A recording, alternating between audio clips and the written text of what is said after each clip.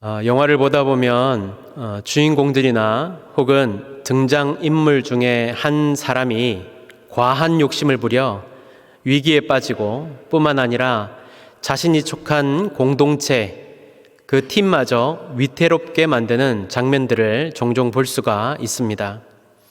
참 답답하게도 그들은 내면에서 일어나는 욕심을 제어하지 못하고 결국 잘못된 선택을 하게 되고 그 선택으로 말미암아 자신뿐만 아니라 공동체가 허망하게 무너지는 결과를 보게 합니다. 우리는 그 모습을 영화를 통해 보면서 감정이입하며 안타까움을 숨기지 않습니다. 하지만 과연 영화에서만 일어나는 일일까요? 이 욕심이라는 것은 영화에서만 나타나는 것이 아니라 우리 일상생활 속에서 수없이 많이 만나는 수없는 선택 가운데 우리가 붙잡고 사는 것입니다. 우리 내면에 숨겨져 있는 잘 제어되지 않는 것 중에 하나인 이 욕심은 조금이라도 틈만 있으면 일어나 나를 지배하려고 합니다. 실제로 우리는 살면서 수많은 욕심에 사로잡혀 살 때가 많이 있습니다. 그 중에 식욕, 성욕, 수면욕 등은 가장 기본적인 욕구가 이렇게 있는가 하면 물질욕, 명예욕 등 다양한 욕심들이 우리 가운데에 자리 잡고 있는 것을 보게 됩니다. 그리고 이 욕심들로 인해 그 욕심들이 제어되지 않을 때 우리는 욕심에 사로잡혀 죄를 짓고 또다시 넘어져 허우적대며 살 때가 있습니다. 이 욕심들이 신앙을 만나게 되면 좀 이렇게 제어되기도 하고 사라지기도 해야 하는데 그래야 할 것 같은데 그렇지 않습니다. 왜일까요? 그 이유를 오늘 아간을 통해서 함께 살펴보고자 하는데요. 오늘은 이 아간의 욕심으로 인한 죄로 말미암아 어떤 결과가 나타나는지 또 공동체에는 어떤 영향이 있는지 함께 살펴보며 우리 자신도 함께 돌아보는 귀한 시간이 되었으면 좋겠습니다. 요단을 건넌 이스라엘 백성들의 여정은 말 그대로 기적의 여정이었습니다. 그들은 홍해가 갈라져 건넜을 때와 같이 요단강이 갈라져 건너는 기적을 맛보았고 난공불락의 성이었던 여리고마저 하나님의 말씀에 순종함으로 말미암아 무너지는 기적을 체험하였습니다.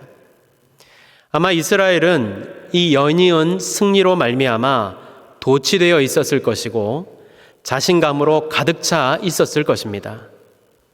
하지만 이제 아이라는 성을 점령하려던 찰나에 생각하지도 못한 위험이 도사리고 있음을 그들은 아직 알지 못하였습니다. 그들은 아이성을 먼저 면밀하게 정탐하였고 그 땅을 둘러본 자들은 2,3,000명만 올라가도 충분히 아이성을 점령할 수 있을 것이라는 보고를 하게 됩니다. 3절에 보니까 여호수아에게 돌아와 그에게 이르되 백성을 다 올라가게 하지 말고 2,3,000명만 올라가서 아이를 치게 하소서. 그들은 소수이니 모든 백성을 그리로 보내어 수고롭게 하지 마소서 하므로 이렇게 말씀하고 있습니다. 아마도 아이성은 쉽게 정복할 수 있을 만한 성이었던 것 같습니다. 실제로 아이성에 거주한 사람들은 모두 12,000명이었고 전쟁에 참가한 남자 군사의 숫자는 이보다 훨씬 적었을 것으로 추정됩니다. 그래서 그들의 보고대로 이스라엘은 3,000명을 뽑아 아이성으로 올려 보내게 되지요. 여기서 백성들 전원이 전쟁에 참여하지는 않았지만 만약 백성들 가운데 3,000명을 뽑으라면 여러분은 어떤 사람들로 3,000명을 채우시겠습니까? 적은 숫자의 군대를 동원하기 때문에 운동선수들로 말하자면 2군을 선발해서 올릴까요? 최근에 중국 군용기가 카디즈, 우리 방공 식별 구역에 자주 출몰하고 있습니다. 이때 우리나라 공군은 최신의 전투기로 맞대응을 하며 출격합니다. 이게 정상적인 매뉴얼입니다. 그러니까 3,000명이라는 이 숫자는 적은 숫자이기는 하지만 싸움에 좀 떨어지고 돌팔매질을 해도 좀 잘 안 맞고 안 굴러가고 그런 사람들이 아니라 정예군을 보내었을 것이라는 말입니다. 하지만 그 정예군도 아이성 앞에서 속절없이 무너져 도망하였고 심지어 사상자도 발생하였습니다. 이스라엘의 충격이 얼마나 컸을까요? 마치 5장 1절에서 가나안 백성들이 이스라엘 백성들을 두려워할 때와 같은 표현을 쓰고 있는데요. 백성의 마음이 녹아 물같이 되었다, 이렇게 표현하고 있습니다. 하지만 그들은 이 충격에만 사로잡혀 있지 않았습니다. 그들은 실패를 있는 그대로 볼 수 있었고 실패를 실수로 생각하지 않고 하나님 앞에 나아갔습니다. 여호수아와 이스라엘 장로들은 땅에 엎드려 머리에 티끌을 뒤집어 쓰고 해가 저물도록 있다가 하나님께 기도하였습니다. 그 기도에 하나님은 이 모든 일이 죄 때문이라는 것을 말씀합니다. 그리고 제비를 뽑은 결과 유다 지파 세라 족속 삽디의 가족 아간이 뽑히게 되지요. 그리고 오늘 아간은 자신이 노력한 물건을 장막 가운데 땅속에 감추었고 은도 그 밑에 있다고 고백하게 됩니다. 그리고 아간은 그에 합당한 벌을 받게 되고 그곳을 아골 골짜기로 부르게 되었다고 말씀은 맺고 있습니다. 이 아간의 범죄는 우리들에게 죄에 대한 경각심을 불러일으키며 죄가 얼마나 파괴적이고 무서운 것인지를 새삼 깨닫게 하는데요. 오늘 이 아간의 죄를 통해서 우리들에게 어떤 말씀을 주시는지 함께 생각해 보고자 합니다. 첫째는 죄는 개인을 파멸시킬 뿐만 아니라 공동체를 위험에 빠뜨립니다. 골로새서 3장 5절에서는 그러므로 땅에 있는 지체를 죽이라, 곧 음란과 부전과 사욕과 악한 정욕과 탐심이니 탐심은 우상 숭배니라 라고 말씀하고 있습니다. 또 야고보서 1장 15절에 욕심이 잉태한 즉 죄를 낳고 죄가 장성한 즉 사망을 낳느니라고 말씀합니다. 아간은 21절에 그의 말과 같이 탐욕을 가졌습니다. 여기 탐내어라는 말은요, 열망하다, 기뻐하다 라는 뜻으로 그가 그것들, 외투나 금이나 은을 보았을 때 그의 마음속에 그것으로 인한 즐거움이 생겼고 그것을 갖고자 하는 바람이 강렬하게 일어났음을 알 수 있습니다. 그것이 얼마나 강렬하였든지 자신이 하는 일이 앞으로 어떤 결과를 초래할지를 생각하지도 못할 정도로 이성의 끈을 놓게 만드는 강력한 것이었음을 알 수 있습니다. 그 강렬한 욕심은 그것이 하나님의 것임에도 불구하고 그것을 무시할 만큼 전혀 거리낌 없는 행동을 하도록 만들었습니다. 다시 말해 죄의 유혹에 사로잡힐 때 하나님의 것인지 아닌지가 중요하지 않은 것이 된다는 말입니다. 그래서 틀림없는 무서운 경고가 주어졌음에도 불구하고 죄 아래에서 행하도록 그렇게 죄는 만들어 버리고 마는 것입니다. 죄가 이처럼 무서운 것입니다. 우리 중 누구라도 죄의 유혹, 욕심과 탐심에 이끌린다면 넘어질 수밖에 없다는 사실을 가르쳐주고 있습니다. 더구나 죄는 한 개인의 문제로 국한되지 않습니다. 개인의 죄는 반드시 공동체를 위험과 위기에 빠뜨리게 됩니다. 사무엘상 2장을 보면 엘리 제사장의 두 아들 홈니와 비느하스의 죄에 대해서 고발합니다. 성경은 그들이 행실이 나쁜 사람들로 표현하고 있는데요.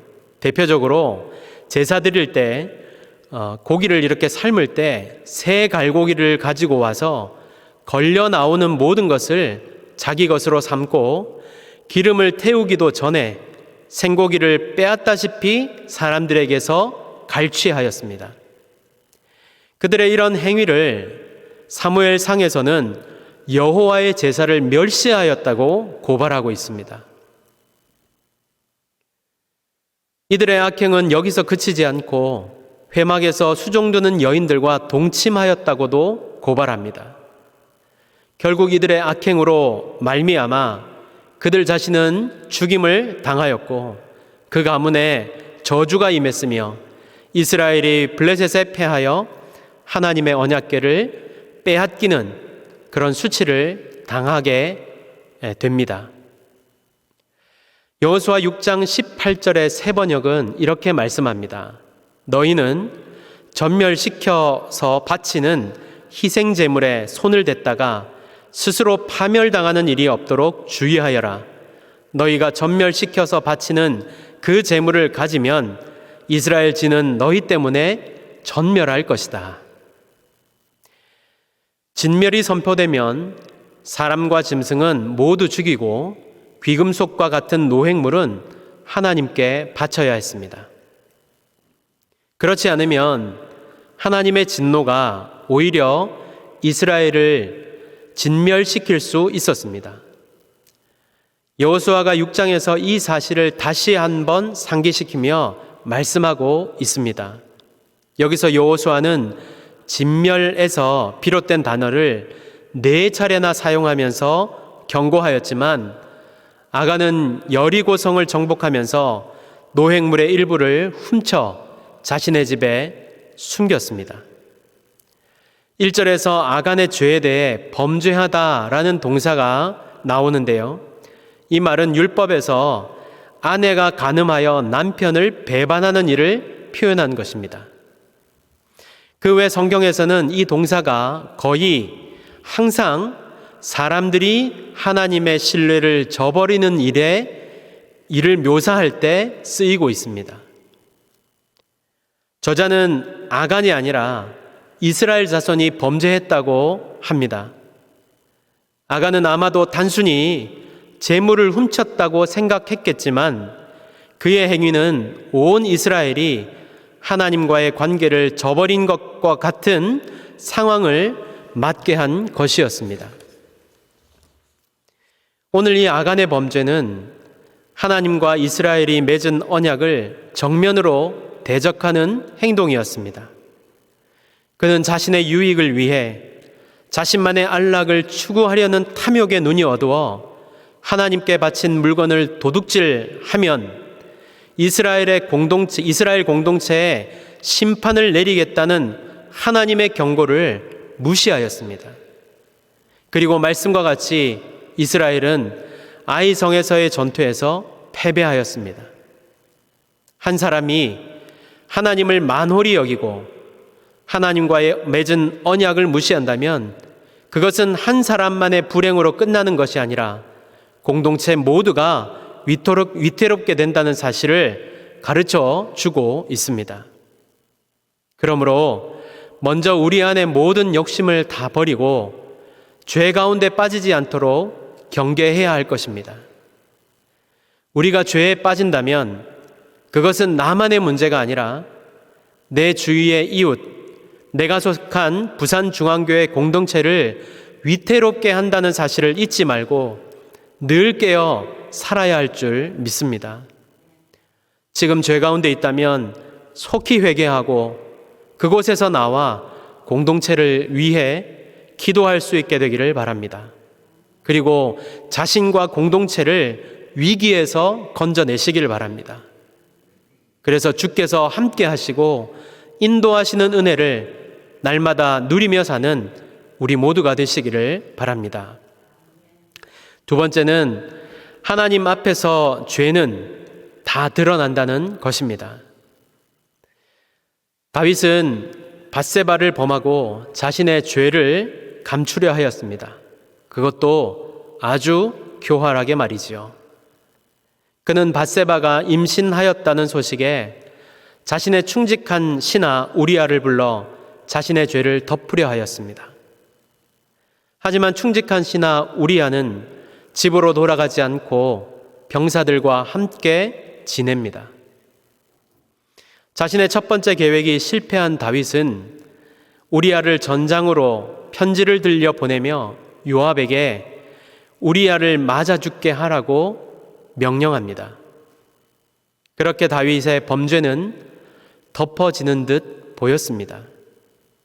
하지만 아무도 모르는 듯 숨겨지는 듯 하였지만 하나님은 알고 계셨고 나단을 보내어 다윗의 죄를 드러내셨습니다.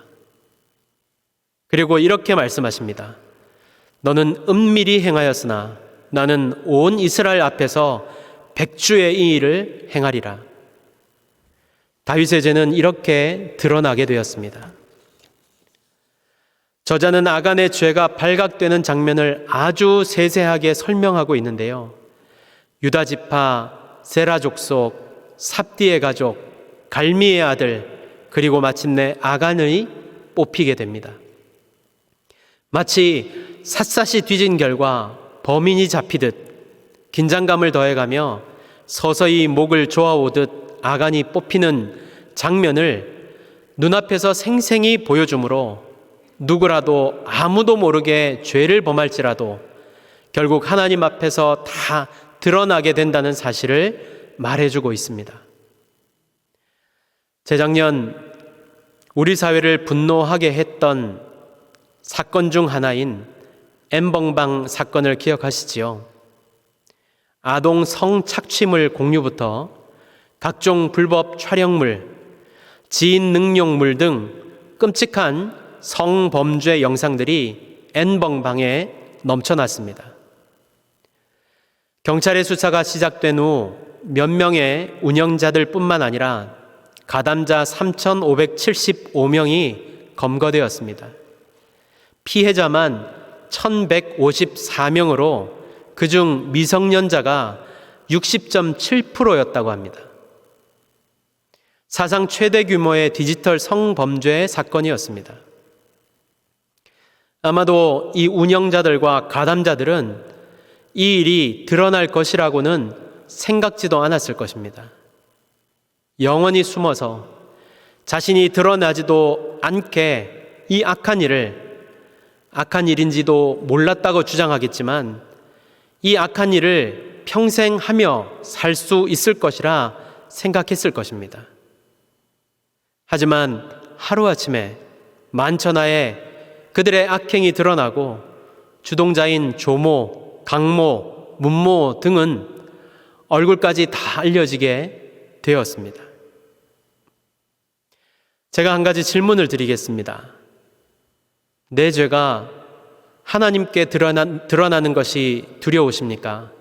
사람에게 드러나는 것이 두려우십니까? 대답은 하지 마시고요. 마음속으로 한번 대답해 보십시오. 바로 그것입니다. 우리는 죄를 두려워하듯 말하며 기도하지만 죄를 두려워하지 않습니다. 하나님 앞에서 행한다는 우리는 하나님 앞에서의 죄된 것이 두려워야 하는데 하나님보다는 사람 앞에서 두려워하는 경향이 다분합니다. 이것이 우리의 마음입니다. 이 마음은 그래서 우리가 죄를 지어도 죄에 대해 민감하지 않고 둔감하도록 합니다. 죄를 지으며 죄 가운데 있으면서도 두렵지 않은 이유가 바로 여기에 있습니다. 하지만 이 경고를 듣고 돌이키시길 바랍니다. 우리가 지은 모든 죄는 언젠가 만천하에 드러날 것입니다. 드러나게 될지도 모릅니다. 그때 여러 가지 말로 변명할 수 있을지는 모르겠지만 하나님은 다 아시고 우리를 판단하실 것입니다. 무엇보다 여러분, 우리는 늘 하나님 앞에 있다는 사실을 잊어서는 안 됩니다. 사실 이것을 제일 두려워해야 하는 것 아니겠습니까? 하나님께서는 우리가 죄 가운데 있는 그 순간까지 우리의 옆에서 우리를 지켜보고 계십니다. 죄의 순간까지 눈 질끈 감아주시고 모른 척 하시는 것이 결코 아닙니다. 오히려 죄 가운데 있는 나의 곁에서 아파하시고 안타까워하십니다. 하나님은 너를 지키시는 자, 주 안에 있는 나에게 하면서 좋을 때만, 충만할 때만 곁에 계시는 것이 아니라 항상 내 곁에 계십니다. 그러므로 죄 가운데 있다면 속히 돌이켜 주님과 함께 하시기를 바랍니다. 죄는 나를 파멸시키지만 하나님은 우리를 회복시키시고 날마다 복된 길로 인도하실 것입니다. 이 사실을 믿으며 항상 주님과 동행하게 되시기를 간절히 바랍니다. 오늘 이 아간의 사건은요, 우리가 하나님을 믿는다면서도 얼마나 진실하게 살지 못하는가를 돌아보게 하는 사건입니다. 다시 말해 우리 속에도 이 아간이 살고 있지 않은가를 깊이 생각할 수 있어야 합니다. 아간의 죄를 통해 하나님은 우리 가운데 어떤 죄의 모양이라도 버릴 것을 경고하고 있습니다. 아간의 일을 교훈 삼아 죄를 짓지 말라는 권고인 것입니다. 골로새서 3장의 탐심은 우상 숭배라 하였습니다. 왜 탐심을 우상 숭배와 같은 것이라 하였겠습니까? 탐욕이 결국 나를 집어삼켜 하나님의 것마저도 두렵지 않게 하기 때문인 것입니다. 뱀의 유혹을 받은 하와가 선악과를 보고 먹음직도 하고 보암직도 하여 따먹은 것을 기억하시길 바랍니다. 하와는 유혹을 받고 욕심이 생겨 결국 하지 말아야 할 것을 하고 말았던 것입니다. 야고보서 1장 15절에 욕심이 잉태한 즉 죄를 낳고 죄가 장성한 즉 사망을 낳느니라고 말씀합니다. 그러므로 항상 우리 자신을 돌아보며 욕심에 사로잡히지 않도록, 욕심에 사로잡혀 행하지 않도록, 그로 인해 죄 가운데 빠지지 않도록 경계하며 살아야 합니다. 무엇보다 죄는 하나님과의 관계를 단절시켜 하나님과 함께 하지 못하도록 한다는 사실을 잊어서는 안 됩니다. 하나님을 떠나 스스로의 욕심대로 산다면 우리도 오늘 이 아간과 같이 종말에는 멸망당하고 말 것입니다. 오늘 이 사건을 통해 내 죄가 내 죄악으로 국한되지 않고 내가 속한 공동체에 악영향을 미치며 위태롭게 만든다는 사실을 잊어서는 안 됩니다. 내 속에 죄가 있는 한 주님이 나를 듣지 않으실 뿐만 아니라 우리 공동체도 온전히 서지 못할 것입니다. 그러므로 우리 모두가 욕심으로 말미암아 죄 가운데 빠지지 않도록 경계하며 죄를 미워하며 대적하고 항상 주님의 인도를 받으며 동행하는 삶을 살게 되기를 간절히 바랍니다.